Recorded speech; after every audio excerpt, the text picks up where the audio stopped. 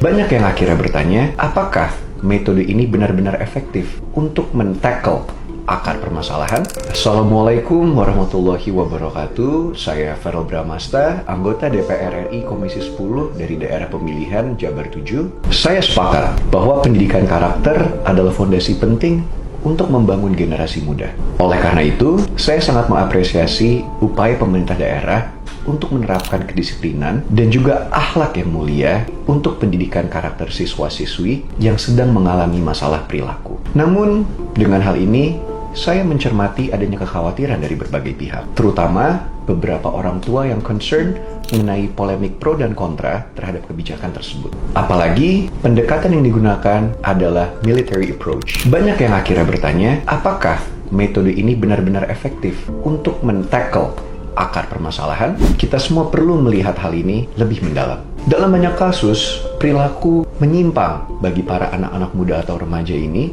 bukan hanya semata-mata karena soal disiplin yang lemah, tetapi bisa jadi juga ini adalah merupakan manifestasi dari dinamika keluarga, social pressure, ataupun masalah emosional yang belum tertangani. Bila kita hanya mengandalkan physical approach atau pendekatan secara fisik tanpa menyentuh dimensi psikologis dan juga spiritual para remaja ini, saya rasa kita malah akan membentuk karakter anak-anak muda yang keras, bukan yang tangguh. Lalu juga kalau kita lihat dari sisi kebijakan, penting untuk kita ingat bahwa Undang-Undang Sistem Pendidikan Nasional atau lebih tepatnya Undang-Undang Nomor 20 Tahun 2003 tidak ada dalam undang-undang tersebut yang mengatur atau mengharuskan siswa atau siswi untuk pindah ke barak militer sebagai bentuk edukasi. Sementara itu, kalau kita berkaca kepada Undang-Undang Perlindungan Anak, yaitu Undang-Undang Nomor 35 Tahun 2014, menyatakan bahwa anak yang berhadapan dengan hukum ataupun anak-anak yang menunjukkan perilaku yang menyimpang termasuk dalam kategori anak-anak yang membutuhkan perlindungan khusus yang penanganannya seharusnya melibatkan banyak stakeholders seperti lembaga sosial dan pendidikan, counselor, pihak orang tua, ataupun berbagai stakeholders lainnya dan bukan melalui instansi militer. Sejumlah pemerhati pendidikan juga mengingatkan saya bahwa layaknya seorang dokter, kita perlu terlebih dahulu mendiagnosa akar permasalahan ataupun penyakit dari pasien sebelum mereka menentukan metode untuk mengobatinya. Jangan sampai niat yang baik tidak selaras karena dengan cara yang tidak tepat.